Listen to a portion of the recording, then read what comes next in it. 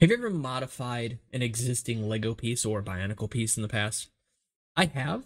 I know that this is a bit of a contentious topic. Obviously, when I was a kid, I grew up as a bit of a Lego purist, so a little bit of a story. But as time grew on, as I grew older, I began to kind of push that to the wayside, right? Understood that when you're building, as I have compared it in the past to art, that the things you own outright. And you should be able to modify them. Sure, there are a handful of exceptions to this, but suffice to say, I've taken a piece, for example, like this no comma mask, of which I have about 1,000,000 for some reason. But this piece right here, and I've actually modified my own version to give it large eye holes, which I think is quite adorable. I really love this mask. I also modified it to actually remove the little cheek flaps, and that serves a purpose. I had originally set this up for a Mari Matoran, which I am going to show it on the wrong character here, but that's fine. And I needed those cheek flaps to be out of the way to actually allow this character to look side to side. I think that this works, though. This looks quite nice. Now, this is not the piece that this video is about, but it is a good-looking piece. It pays homage to the original piece. It obviously pays homage to the 2001 version that came out prior. And it looks good. If this is what we had seen in 2004, I would not have complained. With that said, though, today I ended up modifying another piece because I actually had someone mention to me in one of the comments of my videos, specifically about the illegal building techniques short that I put out yesterday. And they were talking about the Vorox helmet specifically. And I remembered that I had one that was damaged, that I had pulled out of a lot that, quite frankly, I was pretty upset about because when I had got it, the owner, the purchaser, the seller had told me that they had no pets, which I didn't ask for. So that should have been a red flag. And if they didn't have pets, then their kids were pretty toothy because, yeah, lots of these had bite marks on them, and this Vorox head was one of those pieces. So I decided to modify it. Now, I am somebody who has used the Vorox head backwards on sets before, but they've never looked quite good.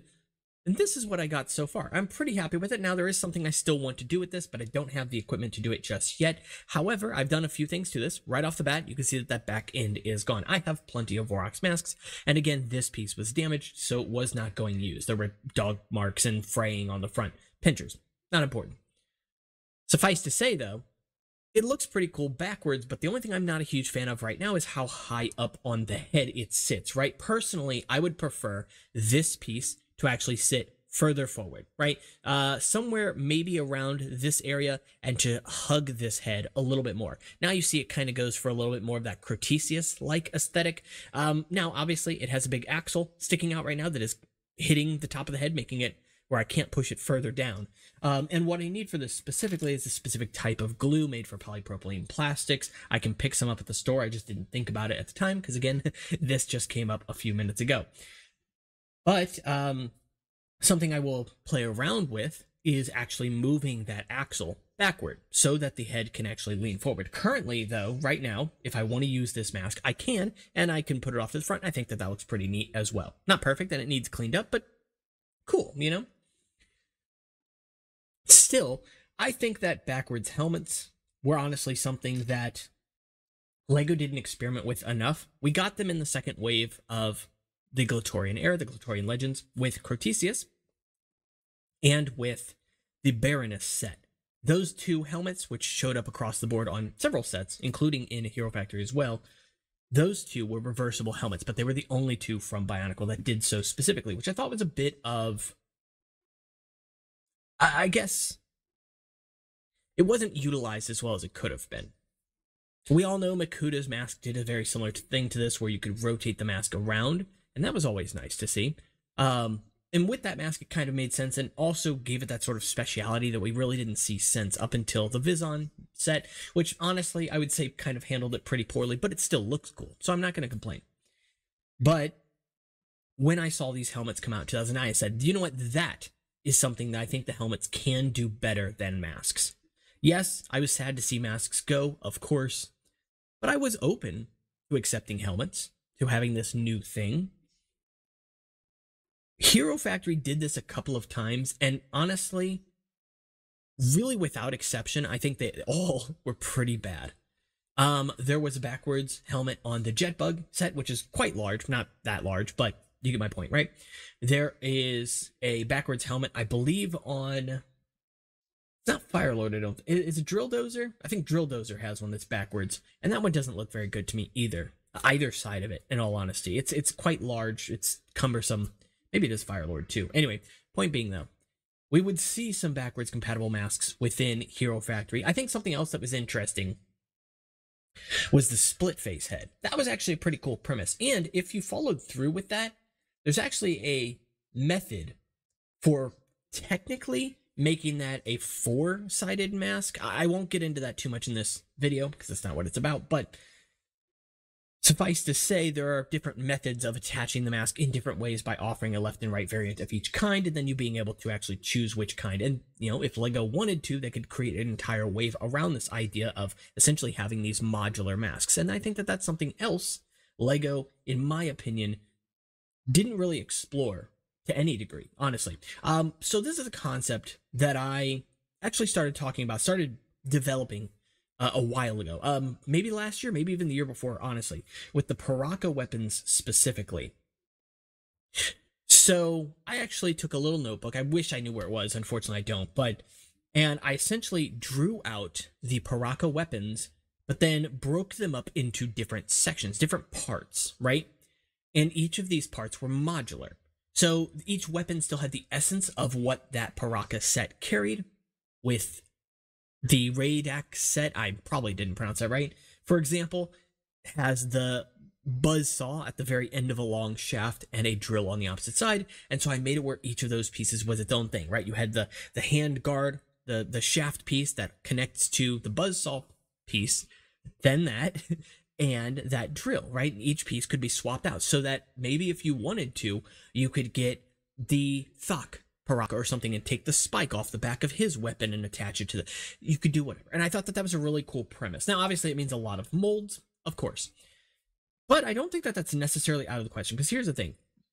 Molds can be handled in a very specific way so that even multiple parts can be created from the same mold. Think sprues, for example, and sprue trees. I think that that's honestly something we didn't really see in Bionicle, and fair enough to a degree, but it's something that I think we could have benefit from. Anyway, jumping on a little bit of a tangent here, of course, when I talk about all this stuff, but suffice to say, yes, there are pieces that I have modified in my past. I'll probably continue to do so. The Great Huna, for example, I've created a version of that that's slightly shaved off on the backside. It's a little bit smaller. Nothing fancy, not really worth showing even up. I have the Maxelos mask that I have modified as well. Pretty poorly, granted, but this is a few years ago, and I didn't really know what I was doing, and that's fine. But looks good. Obviously looks a lot more like a HOW in this way, and that's another reason why I wanted to bring up that modularity. So the Mavri did something kind of interesting with masks by allowing them to connect to breathing tubes or apparatuses of some kind. And I wish that LEGO would have taken this further. So here's the thing. In 2006, in the Paraka playsets, LEGO gave us a plethora of new molds for weapons, right? They were essentially little weapon sets, and they're really fantastic pieces, by the way. My thought was, what if LEGO had done that same kind of thing, but for these breathing apparatuses? Don't design them in such a way that they can only be used as breathing apparatuses, but think of like the LEGO, you know, grenade piece, for example. It'd make a wonderful looking breather, and if that was attached to the bottom of Nuparu Mavri's mask instead of that thing that's just on there at all times, A, that would mean that that mask is more versatile because now it is a symmetric mask that can be used elsewhere, and B, you can swap that out for whatever you want, or you could attach two, you know, you could throw them wherever you wanted, and now you suddenly get even more design in your sets. You get more customizability, more personality in each of your sets because you get to choose what happens and exactly how, right? If you wanted to go overboard and attach 4 breathing apparatuses to Nuparu or whatever, you have that option. I think that that's a really cool concept. So looking at this mask from the side, you can see that there's some little gaps here. They're not quite large enough for a bar connection, but if I drilled them out and made them a little bit larger, they would be, right? And then I could think of, okay, I can attach a tube to each side to this, and now suddenly it has tubes on both sides instead of just one and having the weird breather on the other side.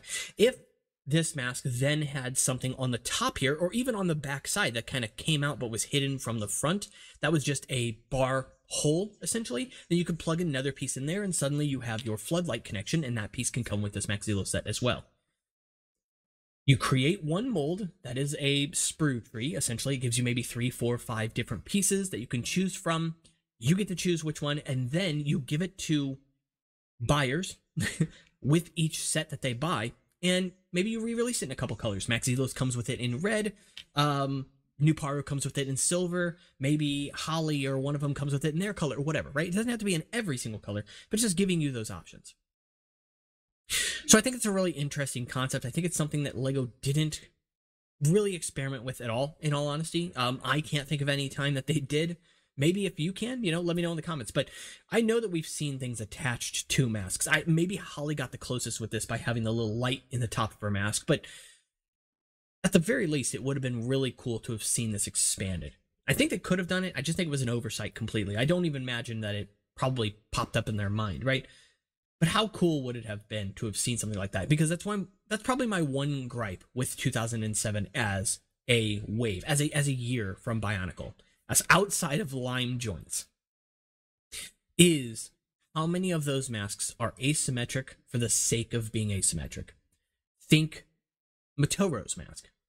It is slightly asymmetric off to one side, and there's no reason for it to be that way, but it just is. Now, it's not major. It doesn't really matter, and that's still a mask that I think you can use with crazy amounts of versatility. But anyway, so I could ramble about this pretty much all night long. You guys obviously don't want to hear that, but if you guys did enjoy this video, let me know. Let me know your thoughts on modification, and if you have modified a piece, if you have painted a piece, reshaped it, melted it, turned it into something else, whatever you have done, I'm curious. I want to see the full potential of this. I've seen some crazy, wonderful things done by this community. Some incredibly creative things done, and I'm always interested in seeing more. So let me know that in the comments, and of course, as always, make sure you're subscribed, and check out my links for Discord, Instagram, and if you want to support the channel, Patreon in the description below, and I'll see you all in the next one. Take care.